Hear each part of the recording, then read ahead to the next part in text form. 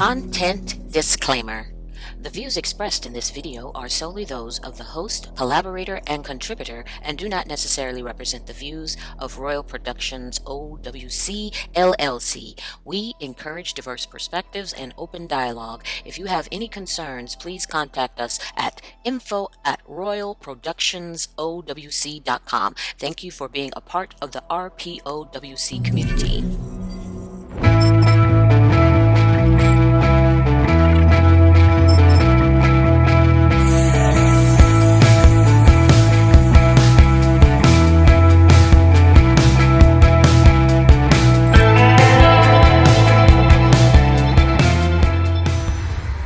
Greetings, Galaxians, and welcome to another episode of the Hybrid Files. This episode is titled Episode 10, The Commodification of Unspoken Trauma. Let's get into it. Now, this is strictly modern day stuff. I won't be getting into the historical lead up to what we do today, but unspoken trauma gets characterized by other names. It gets seen as other types of behavior, right? And instead of setting up a system in which those things can not be fixed, I don't agree with the word fix because I used to be a fixer, and to be have the mentality of a fixer is that you have to see something as a thing in the first place that has to be fixed. And human beings aren't fixable things. They're complex. We have a psyche that we don't quite understand or know. We don't know why we do certain things, even though maybe here we see ourselves doing something, but it doesn't quite make sense when we step back from that, what we did, and you're like, oh, I don't know why I did that, right? Or why can't I control my emotions and stuff like that? It has to do with a misconception of your own humanness, right? So unspoken trauma pretty much is trauma that is not acknowledged, that is not talked about from the inside to the outside. It's not, you do everything in your power to just make it not seen by yourself, therefore hoping nobody else sees it in you, correct? So that can be commodified as well, because if you have unspoken trauma, what else is not acknowledged? That anything bad happened to you, that anything traumatic happened to you. I'll leave the subjective adjectives off of it, that anything traumatic happened to you. And if nothing traumatic happened to you and you don't acknowledge that anything traumatic happened to you, that means there were no perpetrators, meaning there's nobody to hold to task, hold accountable, or literally spot it out to be a problem, which means that there is no problem, which means, so that's one way unspoken trauma gets commodified. It gets put down and reduced into something that it is not, mischaracterized, mislabeled. If you want, the meat that has the pre-seasoning, well, there's been, things out in the ether that is known by people who look at this and who observe this, that sometimes that meat is old, been sitting out, they have to do something with it. It's product, it's inventory, and it didn't sell at this particular juncture of its shelf life. So we're going to do this to it. We're going to season it up, make it look real appealing with the seasonings and stuff, hopefully hiding some imperfections that maybe people may not necessarily buy if you don't put the seasonings in and package it up that way, right? So commodified, unspoken trauma is kind of the same way. You can't speak about it head on, and you can't acknowledge it at a grander scale, because you as a system, you can take advantage of that unspoken trauma, say it's something else, mischaracterize it completely, and then set it up for extraction of the very thing that this system needs in order to maintain itself, right? Some people's unspoken trauma literally creates a self-definition of deficiency. I am not good enough. Some type of self-loathing, self-hate.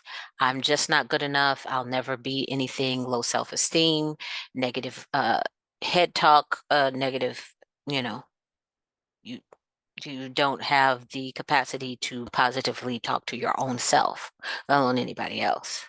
But that can be used, right? Unspoken trauma and the commodification is the literal, I'm going to transform this bad feeling into something else, but never ever actually dealing with what it is and what was the root cause of it in the first place. I never have to deal with that, right? If we characterize it as something else, that literally benefits the system in way it is constructed so that, yeah, maybe something happened to you, but it really didn't, because we don't want to change anything that may have been the root cause of it happening to you in the first fucking place. Right? Like I said in previous videos, you really have to do a profile or profile the villain mindset. And I know I keep saying villain like from a story, but villain mindset, that phrase to me encompasses certain behaviors that is like the extreme demonstration of selfishness, self-centeredness, all about me, to the point I am willing to destroy a whole species as long as my version of the species continues. My specific narrow version of the species, meaning if I was the villain and I wanted to make sure nothing but me survived, I would move the way those who are orchestrating everything moves. And whether where you're at on the fence of if there's like an invisible hand moving things about, and whether or not you believe that or not, and you just think things happen randomly in this system, in this made up system or not, you have to give yourself the opportunity to see the commodification. If not that, at that level, you have to see how the system benefits off of you never acknowledging anything bad happening to you. The idea of strength is commodified because that's also a product. And strength, that word is very complex, and it's very let's say malleable, and very influenced by agendas that need a particular product wrapping or product presentation so that it can sell. Right? So depending on what side or what type of consumer you are, right? Strength is a positive thing. It means specifically you do not show weakness, and showing weakness is showing emotion. Showing weakness is acknowledging that you were a victim of something. I am not a victim. Okay, but something happened to you. You're not behaving like this because shits and giggles and random. You're not like uh, what do they call that in quantum? A cork or something that just pops off or something. I don't know if quarks are random, but something that's quantum physically, that makes no sense. It's completely random. The math gives off random numbers, and it doesn't make any sense the way it moves around and behaves and stuff like that. I don't think that's you or people who think like that. I don't think you think, you know, you feel the way you feel because nothing happened to you. If you have trauma, um, the idea that you are never to acknowledge that you are a victim of something tragic or traumatic is a commodity that can be further used. It's like a meta product. You know how there's metadata, basically data about the data, how the data structure is structured, that type of stuff. So maybe it's a meta type of product that you don't necessarily see on the shelf, but it is like a nail or a bolt or a washer. These are the things that help keep things together. So if you never acknowledge that you have trauma, if it's always unknown to you, always unacknowledged by you, always unspoken by you, therefore nothing bad happened. There were no perpetrators. What are you talking about? You're just sitting there making stuff up. Meaning the product of the gaslighting is the actual product. It can't Gaslighting can't be effective if trauma is acknowledged, if trauma is spoken, if trauma is known. You can't gaslight properly.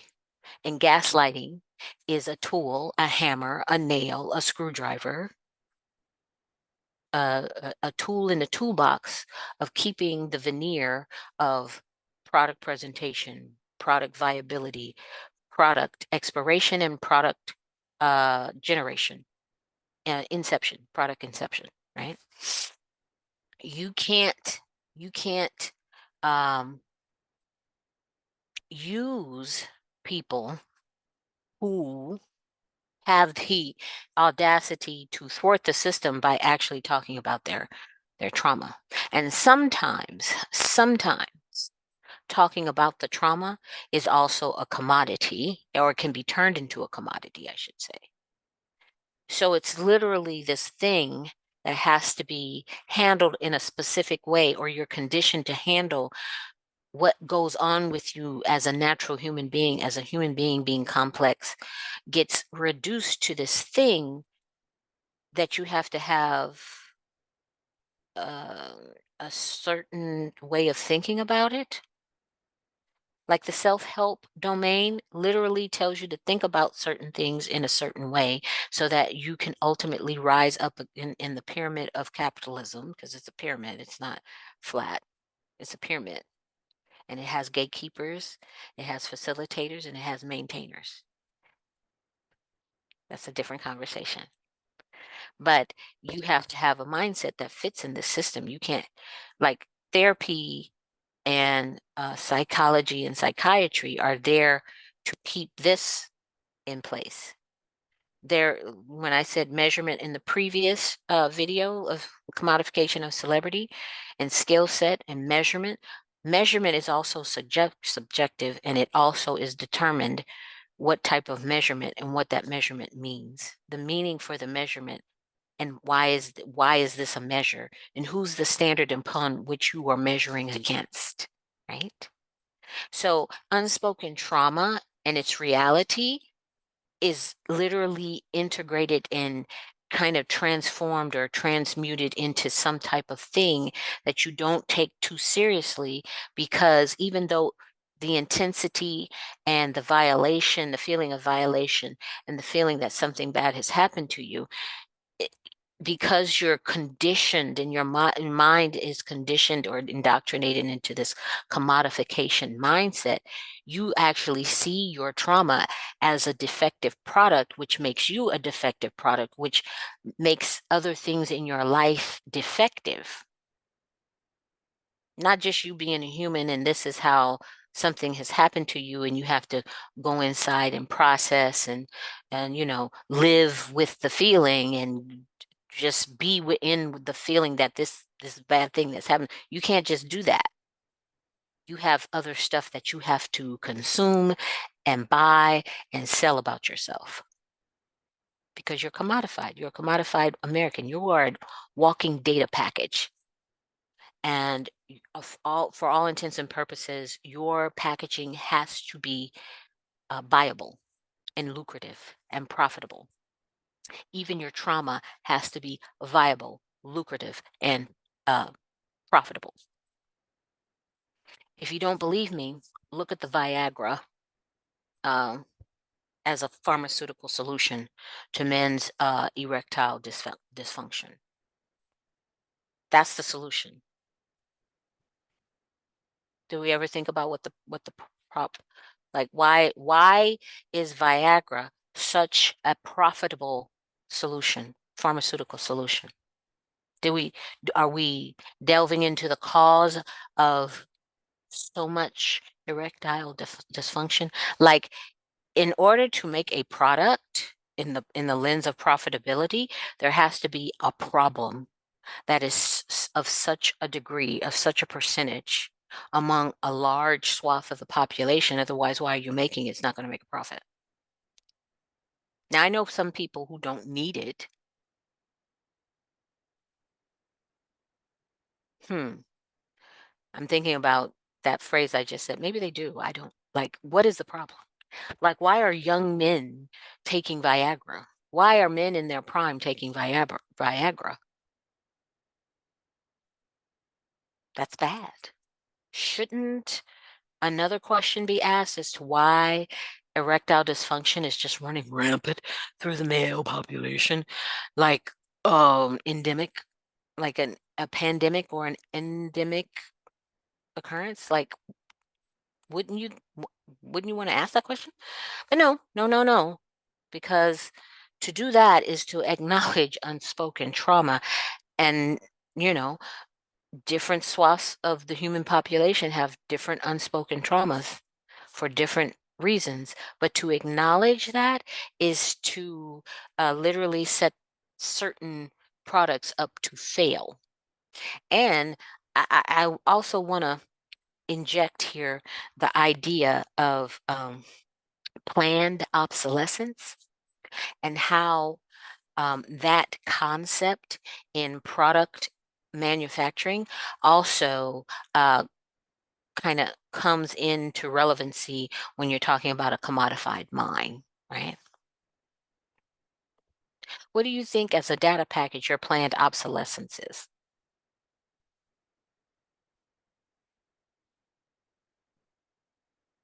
What do you just put down in the comments what you think. If you think about your demographical makeup, because you're a data package now, you're a data package. You're not a person, you're a data package. What your planned obsolescence is.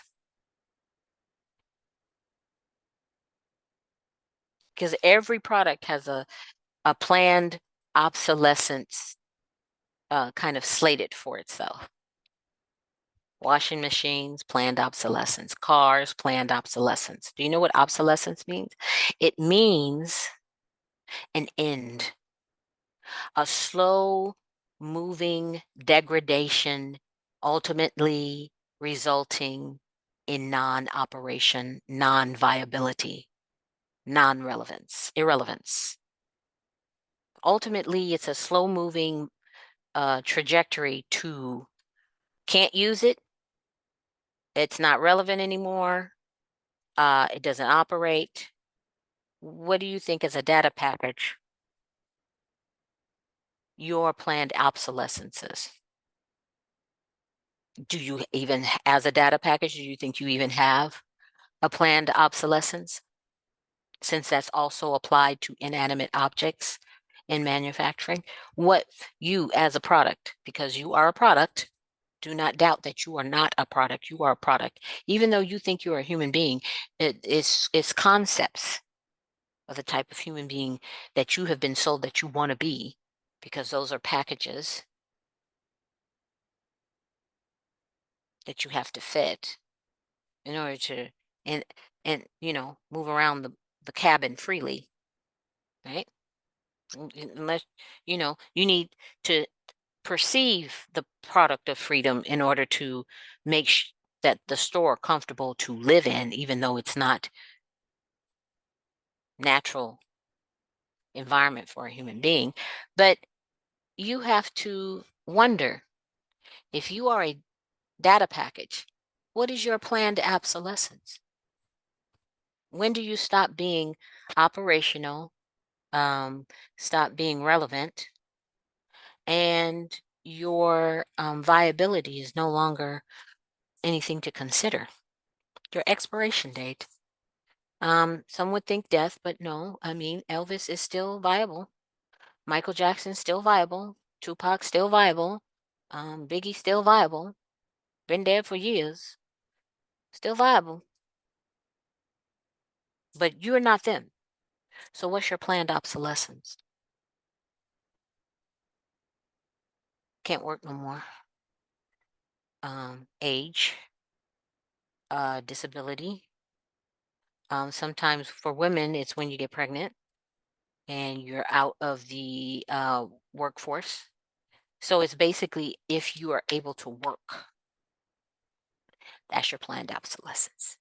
If nothing can no longer be extracted from you and you now become something of a liability and not an asset, yeah, that's your planned obsolescence. It's literally based on your ability to be extracted from. Your data package is no longer relevant. Who you are is only relevant to the point in which your viability can be extracted. That's why you see 80-year-olds working at Walmart. They have a planned obsolescence, it just hasn't come yet. Not necessarily death, it really just depends on uh who you are. And if from your estate after your physical body leaves the earth, if you can be continuously viable. Elvis is continuously viable. Michael Jackson, continuously viable. Tupac and Biggie, continuously viable. Even though they've been dead for years. Their planned obsolescence is something different for them. Well, what's your planned obsolescence? Put it down in the comments. Because you're a data package. You're not a person, you're a data package. In America, you are a data package, and people buy you. They buy your attention, they buy your labor, and they buy your relevance, your ability to be relevant. Meaning, should all the generational labels, it's a product. Silent generation, great generation, uh, Generation X, and millennials, and Gen Z, and Alpha, all that goofy stuff. It's a product because that's a data package. People in those designated quote unquote product categories are data packages. And when those data packages no longer have relevance, viability, or operational longevity, planned obsolescence, because now you become a liability.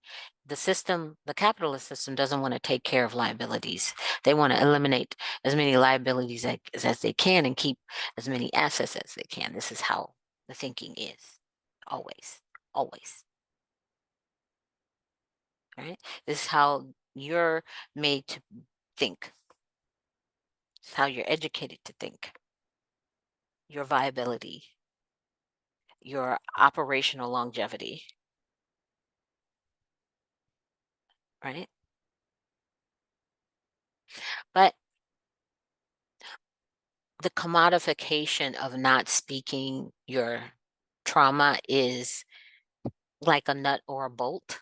It can be used to keep you directly dependent upon a system that literally yells at you, do it yourself, but puts so many things in your way so that you can't do it yourself, which makes it a bit of a hypocritical system that's just manipulating you, mind fucking you into a mindset that literally works against your natural state of, hey, I have skill sets that should directly benefit me, not go through a whole bunch of different middlemen exchanges in order to get the benefit. That's not how that's supposed to work. But that's just my opinion. Um, yeah.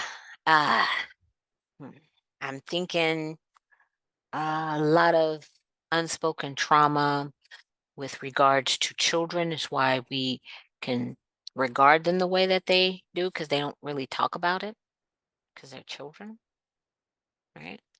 And they are data packages. They get advertised to all the time, right? They have a lot of unspoken trauma. I mean, how many, like, tell me, can you remember anything that happened to you between the ages of 0 and 1? No, you cannot, because that's not how the body works. The body literally is to protect itself and protect you, your psyche, literally That's a coping mechanism. That's a survival mechanism that you don't remember every traumatic thing that happened to you between 0 and 1. 0 and 1. If you remember everything that happened to you in the womb, I don't even know if you would last until your third birthday. Don't know. I don't know. To have that type of long memory. So, I mean, some kids, it's been, have a memory of something. Some kids do have a memory. They remember something and then it slowly fades away. There is evidence. I think I was looking at something on YouTube about a child. No, it was a TV. I'm sorry. This was a show, and it literally showed the child talking about, I guess, the ghost of their sibling, saying, "Hey, you didn't name me. You didn't give me a name, but I kind of was there, and then I wasn't there."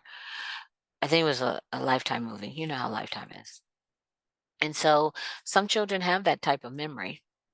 Sometimes some children have the ability to remember what happened to a twin, and they seemingly are the only child, but the twin showed up and then it went away because, and then they're talking. It's like, yeah, there was somebody with me, and then they weren't there anymore. And then it finds out, oh yeah, there was a twin, and you kind of consumed them. That thing that happens. That's interesting, right? That's an unspoken trauma. Who's talking about that? Who is talking about that? Like, how do you know unless somebody pipes up and says something like that? Unless there's something physical going on with you that's a little wonky and a little off. That's an unspoken trauma nobody talks about, because how can you know what never is acknowledged? But there's something going on in your behavior that indicates something went on early on. Or how about unspoken trauma that happens with with men and inappropriate sexual encounters that literally make them into the men that they are right now. And then we bitch and complain about it, but we like the culture that creates it. Hmm, hmm. And that's the whole culture. That's not relegated to a group. That's a whole culture. That's a whole fucking culture. Little men, little women. Why? They're children. They're not men and women yet. They're human beings going through a baby phase, a toddler phase, a preteen phase, a teen phase, then a young adult phase. Right? They're phases. They're temporary. They have a start and an end. It's gradual, but it's still a start and an end. And y'all are weird, calling the little babies little men, little women. Don't do that. Tell them that they're smart, that they're, emotionally intelligent, or that's very loving, that's very kind, or that you're very perceptive. But don't do that. Don't adultify them before they're adults. Don't do that. That's weird. Anyway, that's just my opinion. So this is the episode. This will conclude the episode of the commodification of unspoken trauma as through the lens of commodification. I'm sure you haven't heard unspoken trauma talked about as a commodity, but yeah, it's like the nuts and bolts. It's like who thinks about paper clips? Who thinks about the oil that greases gears? Nobody. Nobody in the store thinks about that shit. It is literally an un, an unseen thing to think about because it's unknown trauma or unspoken trauma. Let me correct it. Unspoken trauma, right? So something about you knows that it's there. You just can't acknowledge it. You dare not speak it, especially if the moniker of the silent generation gets put on a number of people born in a particular time with certain events that affects them. Let's not talk about it. It's not like the realities of being human encountering trauma stops being what it is. It's just the labels. and the language that we use that kind of obfuscates and greases up the window so you can't really see it clearly. You just use these nice little weird language so that you can teach your psyche to just ignore it and just move on, because got to keep moving. But I won't keep talking about it, because I'll just keep going and keep going and keep going. The commodification of unspoken trauma. That will conclude our episode for this time. But I look forward to your commentary, cited sources down in the comments. Please like, share, and subscribe. Subscribe, like, share, and comment about this episode. And happy galaxy.